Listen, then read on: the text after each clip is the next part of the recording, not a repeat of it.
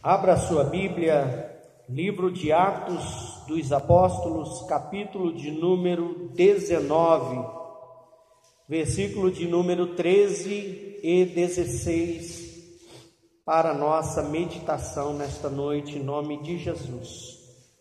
Eu gostaria de compartilhar com os irmãos uma palavra, respeitando um tema que é evidências que confirmam Cristo em nossa vida, tá? Então nós vamos falar nesta noite sobre algumas evidências que confirmam a presença de Cristo em nossa vida.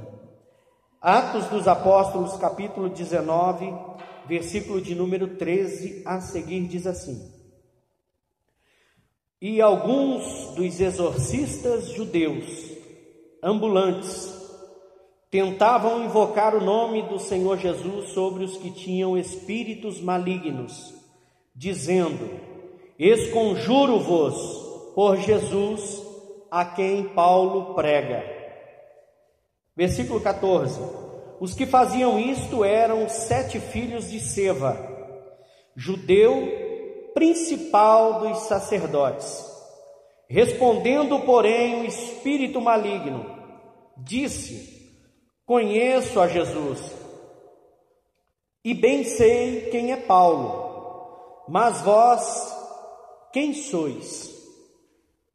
E saltando neles o homem que tinha o espírito maligno, e assenhorando-se de 2, pôde mais do que eles, de tal maneira que nus e feridos fugiram daquela casa. Amém? Glória a Deus, pode se sentar, glorificando a Deus por esta palavra. O contexto desta narrativa é bem interessante, porque conta uma experiência muito forte, que é sobre um grupo de pessoas que em um determinado dia se deparam com espíritos malignos. Esse grupo de pessoas, denominado exorcistas, se deparam com um grupo de demônios, com uma legião de demônios em um rapaz. E eles vão expulsar os demônios, e eles dizem assim para os demônios: Te esconjuro-vos, expulso vocês em nome de Jesus, a quem Paulo prega. Não é assim que está escrito? E o espírito maligno, aquela legião de demônios, se volta para aqueles 7 filhos de um judeu sacerdote, principal da sinagoga, e diz para eles assim: Eu bem conheço Jesus, e também conheço Paulo, mas vocês quem são? Então essa é uma palavra que me chamou muito a atenção, por isso desse tema, evidências que confirmam a presença de Cristo em nossa vida. Porque esses demônios olharam para aqueles rapazes e não viram a presença de Cristo naqueles rapazes. O demônio olhou para a vida daqueles homens e não enxergou o poder de Deus na vida daqueles homens. E o que aconteceu? O demônio investiu sobre eles, bateu neles, e eles, humilhados, envergonhados, fugiram dos demônios. É uma palavra muito atual, é uma palavra muito nova, é uma palavra muito para o dia de hoje. Porque, infelizmente, a Igreja de Cristo está vivendo uma fase antidemônio, está vivendo uma fase anti-diabo, anti-satanás, está vivendo uma fase de normalidade, uma fase de marasmo, uma fase de naturalidade, uma fase costumeira, corriqueira, que é aquela fase que sai de casa, vem à igreja, fica o tempo que for dentro da igreja e volta para casa como se nunca tivesse vindo à igreja. Porque tudo o que foi dito, tudo o que foi falado, tudo o que foi pregado, tudo o que foi ensinado, entrou por um ouvido e saiu pelo outro, sendo que o lugar de destino da palavra de Deus é o coração. Por isso que a Bíblia diz: quem tem ouvidos, ouça. Esse ouvir significa ouvir, deixar entrar no coração, para que essa verdade fortaleça o coração, para que essa verdade abra o entendimento nosso, para que venhamos nos despertar para uma realidade que é a destruição da nossa alma, da nossa vida, que está aí. Essa normalidade, essa naturalidade, essa superficialidade, essa vida superficial dentro da igreja, já está com os dias contados, porque Jesus está às portas. E nesse tempo aqui, o que aconteceu?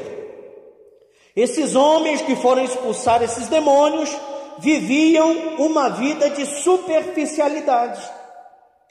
E o que aconteceu? O demônio bagunçou o coreto na vida deles, humilhou, envergonhou e deixou eles escandalizados, mesmo eles falando de Jesus e falando de Paulo. Falar de Jesus não é viver Jesus. Falar de Jesus não significa obedecer a palavra de Jesus. E falar de Paulo, um homem como eu e como você. Então eles tentaram um recurso, eles tentaram manipular, mas aquela manipulação não funcionou com a realidade que estava na frente deles. E essa realidade, irmãos, está na frente da minha vida, na frente da minha casa, na frente da minha família e da sua família. Se Jesus não for o centro da nossa alma, o centro da nossa vida, a verdade na nossa boca e no nosso coração, o demônio, o diabo vai nos envergonhar e nos humilhar, como tem feito com muitos. Para que nós temos que viver uma vida em Cristo? Para que essa vida em Cristo torne visível na nossa vida, não para o homem, mas para os demônios e também para o próprio Deus, evidências que confirmam que Cristo é o Senhor da nossa vida, que confirma que Cristo é o Senhor da nossa vida, se verdadeiramente estamos vivendo e estamos andando segundo a palavra de Deus. Domingo é a nossa ceia, essa igreja vai estar abarrotada de gente, porque domingo é a ceia. Será que todos os que estão aqui, verdadeiramente Cristo é o Senhor da vida deles? Ou eles vão vir praticar mais uma rotina da vida deles, uma rotina mensal, que é vir e participar da ceia do Senhor, o que não torna difícil de uma missa católica, que é aquela coisa rotineira, aquela coisa repetitiva. Mas vamos lá, como eu já falei o relato da história, os demônios reconheceram Jesus e também reconheceram Paulo. Paulo viveu a vida de Cristo, porque ele disse: sede meus imitadores, como eu sou imitador de Cristo. Me imitem como eu imito a Cristo. Paulo nos chama de nova criatura. Então, os demônios verdadeiramente conheciam Paulo e conheciam Jesus. Só que esses homens, os demônios não conheciam. Eles usaram o nome de Jesus, mas não adiantou. Eles usaram o nome de Paulo, mas não resolveu. Paulo, um homem comum. Jesus, o Filho de Deus, mas não resolveu, porque Jesus estava só na boca e não no coração. E não pode. Então, algumas evidências, que ficam claras na vida daqueles que servem a Cristo. Evidências que são visíveis, talvez não no mundo natural, mas no mundo espiritual são visíveis. E no mundo espiritual estão os demônios, estão os anjos, estão o nosso Senhor Jesus Cristo e o nosso Deus Todo-Poderoso. E o Espírito Santo. Então, evidências que confirmam Cristo na nossa vida. Então, primeira evidência. Romanos, capítulo de número 2 e o verso de número 7. Se você puder abrir a sua Bíblia para me acompanhar. Romanos, capítulo de número 2 e o versículo de número 7, para a glória do Senhor. Romanos capítulo 2, versículo de número 7.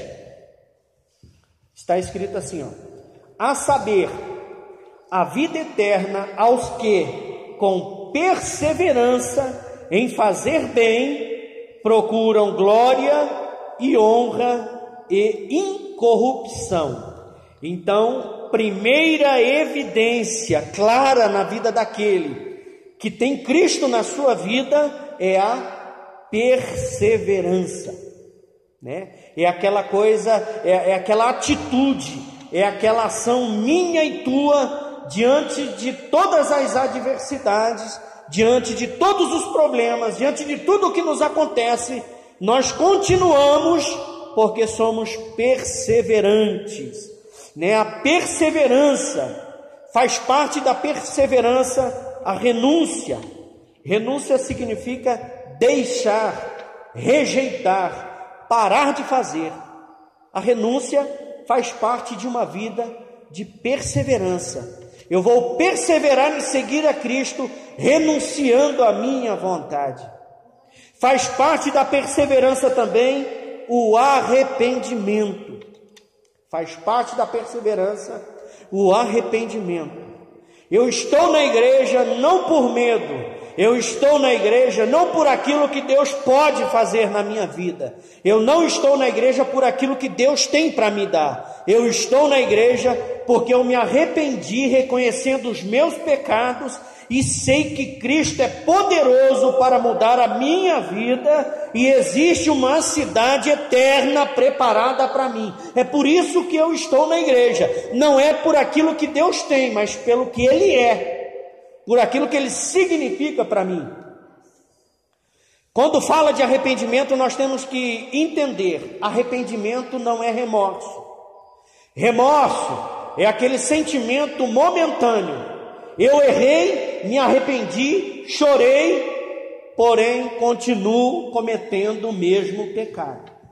Remorso não é mudança. Remorso é uma mudança momentânea. Eu paro de fazer por um tempo, depois continuo fazendo. Arrependimento é mudança de vida. Eu parei de fazer, não vou fazer nunca mais.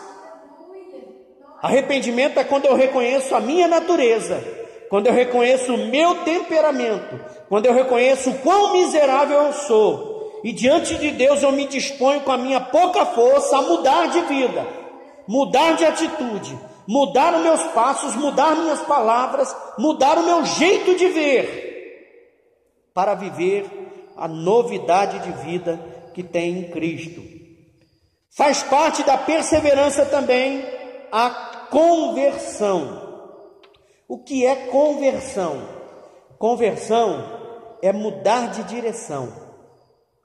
Quando nós dizemos uns para os outros: aquele é convertido, ele se converteu, eu me converti. Quando eu digo para alguém eu me converti, eu estou dizendo para aquele alguém: eu estava em um determinado caminho, eu estava andando num caminho, trilhando um caminho, porém num determinado momento daquele caminho, numa altura daquele caminho, eu decidi mudar de caminho, porque aquele caminho que eu estava, eu vi que eu não ia chegar onde eu precisava chegar. Só muda de direção quem reconhece que o caminho que estava trilhando não vai levar a lugar nenhum.